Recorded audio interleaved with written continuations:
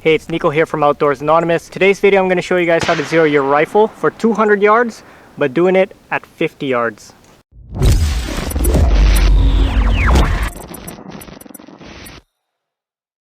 So why would you want to zero your rifle for 200 yards, but why would you want to do it at 50 yards? Well, today I've got my Savage Axis XP here with me. If I try to zero this thing at 200 yards, there's going to be too many factors that might throw some shots off. If I was shooting my Remington 700 in 6.5 Creed, I'd be able to shoot confidently at 200 yards and know that I'm not throwing those shots off, or it's not being affected by other factors like shooter error or anything like that. It's just a way more stable rifle to shoot. It's got a bipod, it's got a muzzle brake, it's a heavy barrel, it's in a chassis. The scope on it is way better. It's built for precision shooting, and I'm confident to be able to shoot that thing at 200 and not screw it up.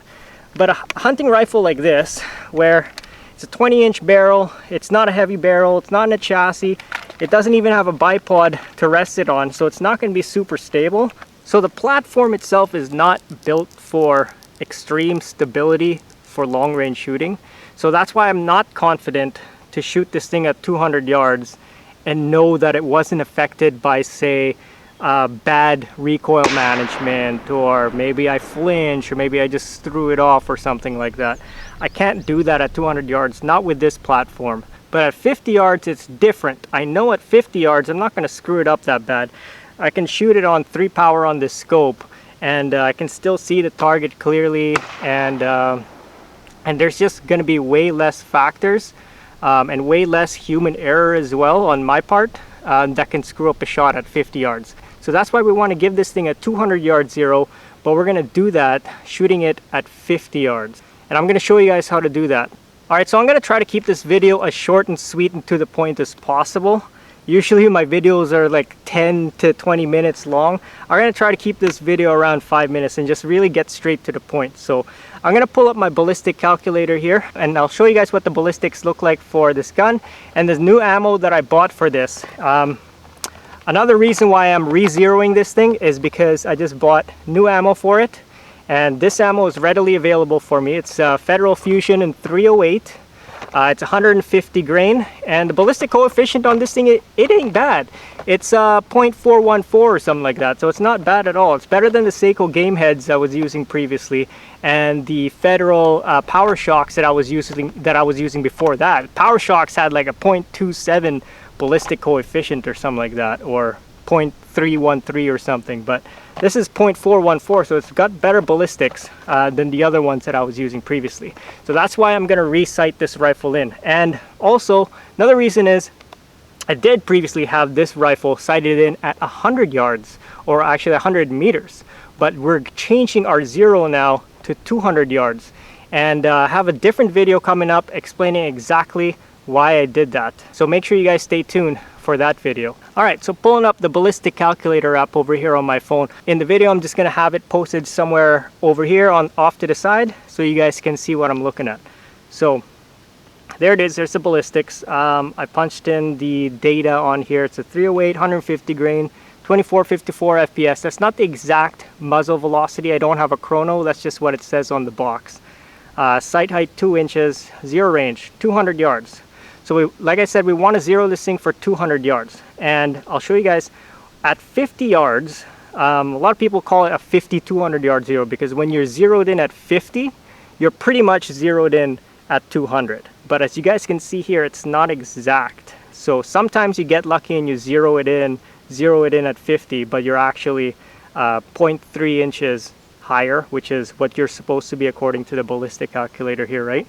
So you're supposed to be 0.3 inches higher on this particular ammo that I'm shooting to have this technically zeroed in at 200 yards. So when we shoot it here at 50 yards, I should expect, or I should want to have my point of impact 0.3 inches, almost a half inch, just under a half inch higher than my point of aim. So I'm going to shoot it from a prone position as stable as I can get it.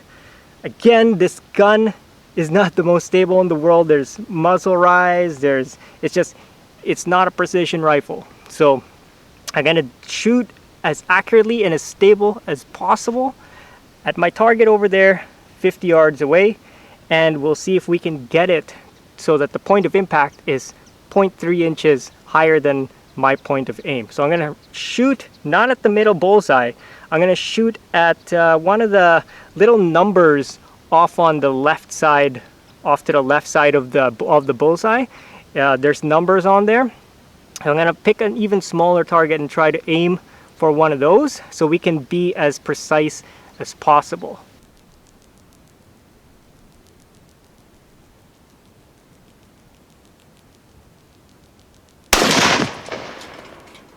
All right, so we're shooting about an inch high by the looks of it right now. Well, we're gonna shoot 3 rounds just so we know that that might not have been human error, because that could have just been human error.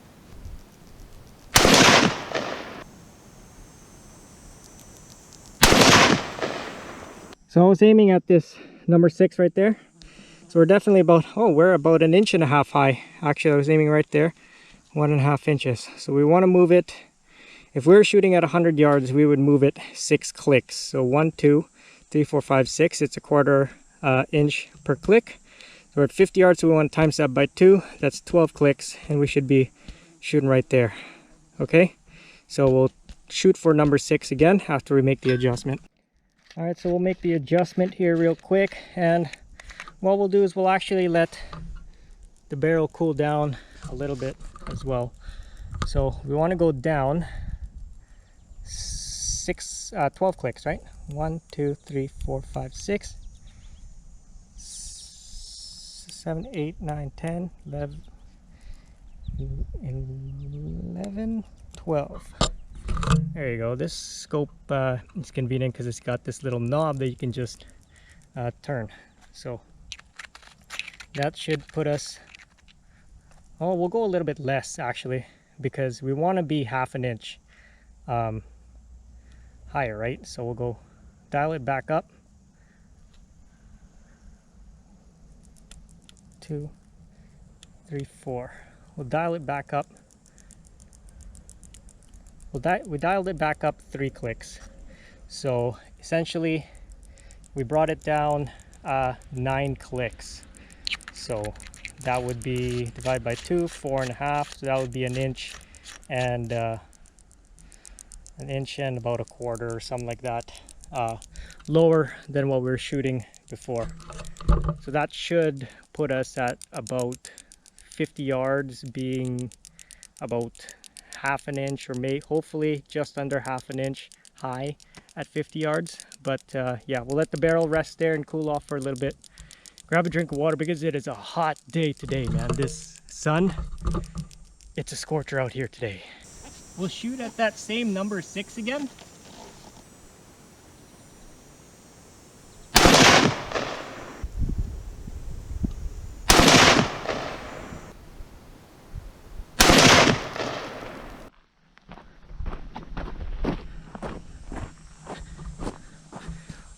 We might be shooting Elsa there later too.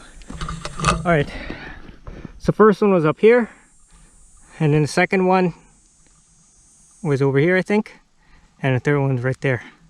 So I think we're pretty good. I think we're good to go right there. All right, guys, so the last thing we're going to do is we're just going to confirm that it is in fact a 200 yard zero at 50 yards. So I'm set up out here at 200 yards now, and so it technically should hit spot on. But again, lots of factors, not a precision rifle, lots of factors to consider: human error, instability, etc. Not comfortable at all to shoot, you know, like to have the exact point of impact be on the point of aim, not with this rifle at least. So we're gonna shoot a 10-inch plate and a 12-inch plate out 200 yards out that way. And why 10 inches? Because 10 inches is pretty much the size of the vitals of a deer. It's about 8 to 10 inches. So if we can hit the plate from here, I'm comfortable that I'll be able to shoot and hit a deer in its vitals from 200 yards. So, and that's good enough for me, good enough for this rifle. So we'll get set up here right away and take a couple shots at 200 yards, and hopefully we should be good. That zero should be good.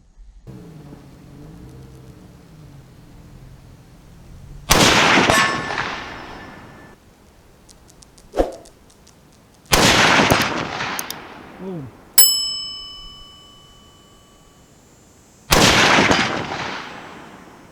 Yep. Good. Orange one again.